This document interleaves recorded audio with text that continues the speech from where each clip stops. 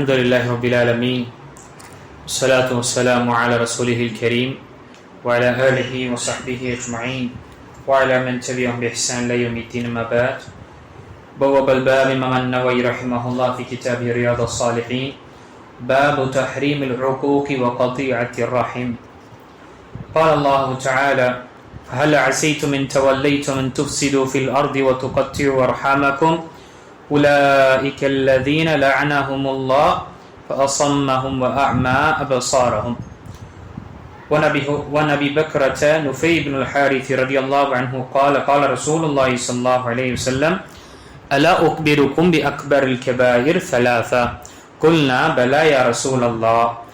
قال: الإشراك بالله وعقوق الوالدين وكان متقيا فجلس فقال: ألا وقول الزور وشهادة الزور فما زال يكررها حتى قلنا ليته سقط. متفق عليه.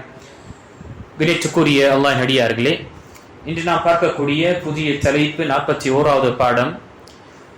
பெற்றோரை நோவினை செய்வதும் உறவினரை வெறுப்பதும் துண்டித்து வாழ்வதும் என்ற எச்சரிக்கை செய்யக்கூடிய தலைப்பின் கீழ் பார்க்க இருக்கின்றோம். இதில் முதல் வசனம் சூரத் முஹம்மதுடைய 22 மற்றும் 23வது வசனத்தில் அல்லாஹ் கூறுகின்றான்: எனவே நயவஞ்சகர்களே, நீங்கள் புறக்கணித்து விட்டால் பூமியில் நீங்கள் குழப்பம் செய்வதையும் உங்களுடைய உறவினர்களை துண்டித்து கொள்வதையும் எதிர்பார்க்கிறீர்களா? அவர்களை அல்லாஹ் சபித்து விட்டான், மேலும் அவர்களை செவிடாக்கிவிட்டான், அவர்களின் பார்வைகளை குருடாக்கி விட்டான்.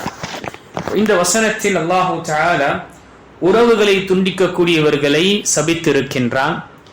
சாபம் என்பது, லானத் என்பது அல்லாஹுடைய ரஹ்மத்திலிருந்தும் அவருடைய அருளிலிருந்தும் தூரம் செய்யப்படக்கூடியவன், அவன் வெளியேற்றக்கூடியவனுக்கு சொல்லப்படக்கூடிய ஒரு விஷயம்.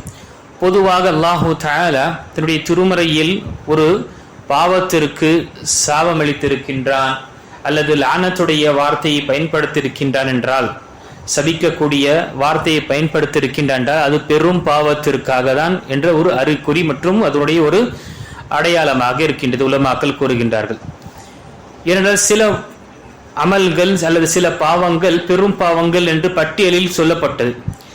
ஆனால் சில விஷயங்கள் பட்டியலில் சொல்லப்படவில்லை. ஆனால் நபி ஸல்லல்லாஹு அலைஹி வஸல்லம் அதை மிகவும் ஒரு கண்டித்த வண்ணமாக அதை கூறியிருக்கின்றார்கள். அல்லது அந்த காரியங்கள், அந்த பாவங்கள் செய்யக்கூடியவர் மீது அல்லாஹ்வுடைய சாபம் நிலவட்டும் என்று சொல்லியிருக்கின்றார்கள். அப்போ எந்த குர்ஆனிலும் ஹதீஸிலும் லானத் என்ற வார்த்தை, சாபம் இடக்கூடிய வார்த்தை வந்திருக்கின்ற என்றால் ஒரு பாவத்திற்கு அந்த பாவம் பெரும் பாவத்தில் கணக்கிடப்படும்.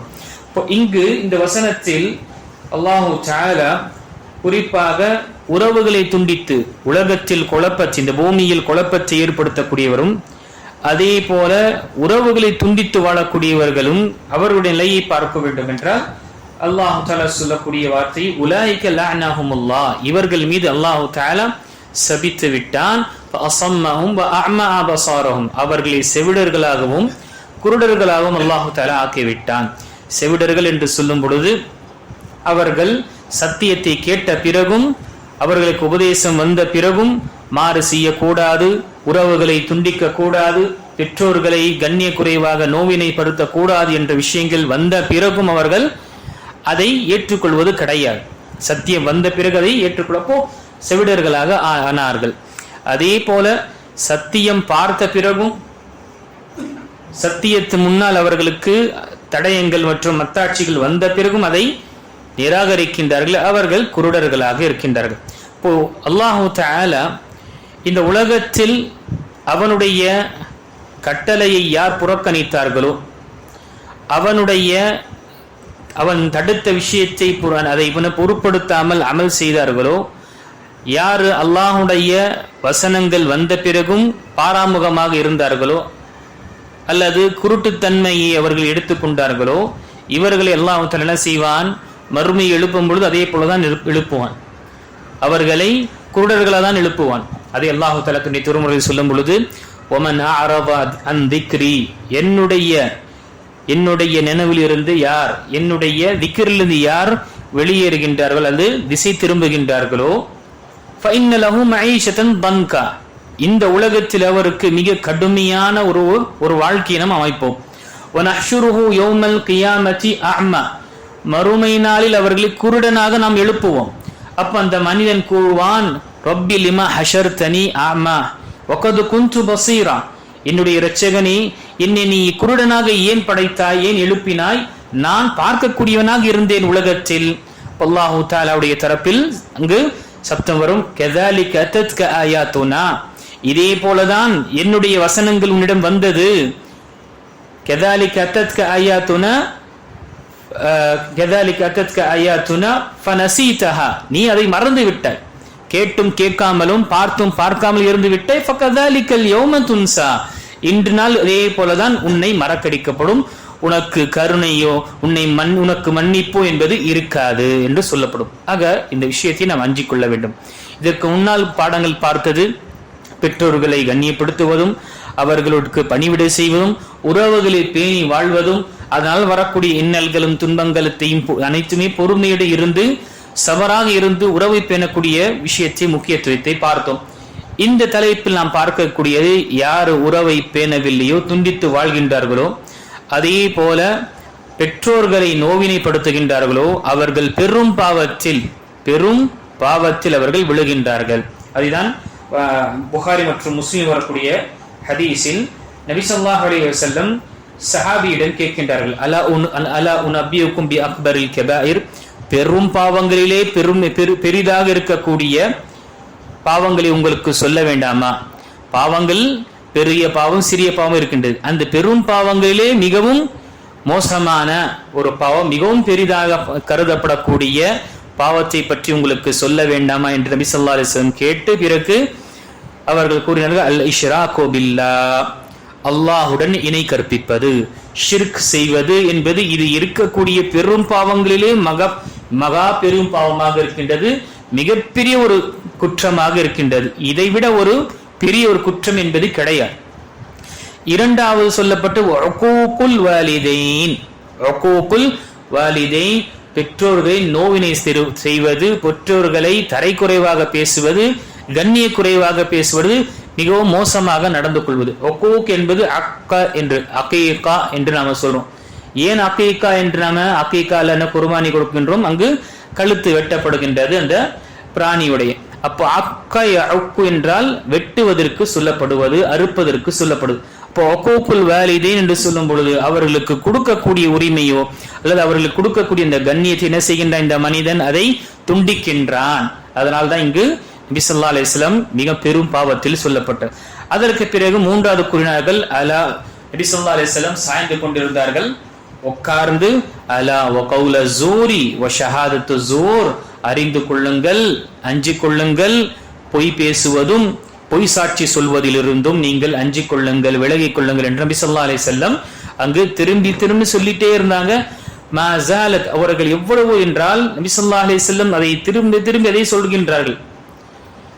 சஹாபாக்கள் எல்லாம் இருந்த சஹாபாக்கள் என்ன நினைச்சாங்க, அல்லாஹ்வுடைய தூதர் மௌனமாக இருந்திருக்கலாமே, அல்லது அவங்க எப்போதான் அவங்க இந்த விஷயத்தை விடுவாங்க. அவ்வளவு தடவை நபி ஸல்லல்லாஹு அலைஹி வஸல்லம் சொல்லிக் கொண்டே இருந்தான். அப்போ இந்த ஹதீஸில் சுப்ஹானல்லாஹ் பாருங்க, பெரும் பாவங்களில் மிகப்பெரிய பாவத்தில் முதல் இஷ்ராக், ஷிர்க். இது என்ன? அல்லாஹ்வுடைய உரிமையில் அல்லாஹு தஆலாவுக்கு கொடுக்கக்கூடிய உரிமை மற்றவர்களுக்கு கொடுக்கப்படுகின்றது. அப்போ இது அல்லாஹ்வுடைய உரிமைகள் அங்கு சீர்குலைக்கப்படுகின்றது. இரண்டாவது உக்கூகுல் வாலிதைன், மனிதர்களில் மிக முக்கியமான உறவை பேணக்கூடியவரும் கண்ணியப்படுத்தக்கூடிய தகுதியானவர் யார்? பெற்றோர்கள். அப்போ படைப்பினங்களில் மிக சிறந்தவர்கள் பெற்றோர்களுடைய இங்கு உரிமை இங்கு பறிக்கப்படுகின்ற, இங்கு சீர்குலைக்கப்படுகின்றது. அப்போ அல்லாஹ் அக்பர், இது மிகப்பெரிய ஒரு பாவமாக இருக்கின்றது. உறவு துண்டிப்பது அல்லது பெற்றோர்களை கண்ணிய குறைவாக பேசுவது என்பது அவர்களை அடிப்பதோ திட்டுவதோ இல்லை. அவர்கள் முன்னால் நம்முடைய சப்தங்கள் உயர்ந்து பேசினாலே அதுவும் என்ன? அவர்களுக்கு நோவினை தரக்கூடியது. இதுவும் என்ன? பாவத்தில் சேர்கின்றது. தன்னுடைய பெற்றோர்களுக்கு சிரமப்படுத்தி கொண்டு அல்லது சிரமத்தை ஏற்படுத்தி கொண்டு நோவினை தந்த மனிதன் எப்பொழுதுமே இந்த உலகத்தில் சுகமாக வாழ்ந்தது என்ற சரித்திரமே கிடையாது. அப்போ இது முதல் இந்த அமர்வில் நாம் பார்த்த விஷயம். அல்லாஹு தஆலா தன்னுடைய திருமறையிலும் உறவை துண்டிக்கக்கூடியவர்களை சபித்திருக்கின்றான். அப்போ இருக்கக்கூடிய உறவே மிக உன்னதமான உறவு என்று பார்க்கும்போது பெற்றோர்கள். அவருடைய உறவே துண்டித்து கொண்டு வாழும் பொழுது அவன் அல்லாஹ்வுடைய சாபத்திற்கு ஆளாவான். அப்படி இருக்கும் பொழுது இந்த உலகத்தில் அவனுக்கு என்ன கிடைச்சிரும்? என்ன பாக்கியம் அவனுக்கு கிடைச்சிரும்? எல்லா இடத்திலும் அவனுக்கு துர்பாக்கியம் தான் இருக்கும். எல்லா இடத்திலும் அவனுக்கு துர்பாக்கியம் தான். இரண்டாவது என்று பார்க்கும் பொழுது அல்லாஹு தஆலா அவனுக்கு சத்தியத்தை வந்த பிறகும் அதை எடுத்துக்கொள்ளக்கூடிய பக்குவத்தை அவன் இழந்து விடுவான். சத்தியத்தை பார்த்த பிறகும் அதை அணுகக்கூடிய விஷயத்தை அவன் செய்வான், பாராமுகமாக இருக்கக்கூடிய நிலையும் இங்கு ஏற்படும். நம்முடைய வாழ்க்கையில் சில பாதிப்புகள் அல்லது அமல்கள் செய்யக்கூடிய அந்த துடிப்பு வரமாட்டது. நன்மையான காரியங்கள் கேட்ட பிறகு நம்மால் செய்ய முடியல என்றால் அது ஒரு காரணம் என்னவாக இருக்கலாம்? நம்முடைய அணுகுமுறை நம்முடைய பெற்றோர்களிடமோ அல்லது உறவுகளிடமோ நம்ம அணுகுமுறை சரியாக இல்லாதனால நாம் அமல்களிலோ அல்லது மற்ற தீமையான விஷயங்களில் தடுத்துக் கொள்வதிலோ நம்ம முன் வருவது கிடையாது. அதே போல் இந்த ஹதீஸில் பெரும் பாவத்தில் ஒன்றானது பெற்றோர்களுக்கு நோவினை தருவதும் அவர்களுக்கு கண்ணிய குறைவாக பேசுவதும் என்று நபி ஸல்லல்லாஹு அலைஹி வஸல்லம் கூறியிருக்கின்றார்கள். இந்த விஷயத்தில் நாம் நீங்கள் அஞ்சிக் கொள்ள வேண்டும். ஆக இன்ஷா அல்லாஹ் வரக்கூடிய அமர்வில் மீதமுள்ள ஹதீஸுகள் குறிப்பாக பெற்றோர்களுக்கு நோவினை தரக்கூடிய அல்லது உறவை துண்டிக்கக்கூடியதற்காக இந்த மார்க்கத்தில் இஸ்லாத்தில் குர்ஆன் மற்றும் ஹதீஸுகளில் என்னென்ன தண்டனைகளும் என்னென்ன எச்சரிக்கைகளும் சொல்லப்பட்டது என்ற விஷயங்களை நாம் பார்க்கலாம். அல்லாஹ் தஆலா நம்மை இந்த பெற்றோர்களை நோவினை தரக்கூடிய அல்லது கண்ணிய குறைவாக பேசக்கூடிய விஷயத்திலிருந்து எல்லாம் நம்மை எப்பொழுதும் பாதுகாப்பானாக. உறவுகளை துண்டிக்கக்கூடிய விஷயத்திலும் அல்லாஹ் நம்மை பாதுகாப்பானாக. ஆமீன். வஹ்ரு தஅவானா அல்ஹம்துலில்லாஹி ரப்பில் ஆலமீன்.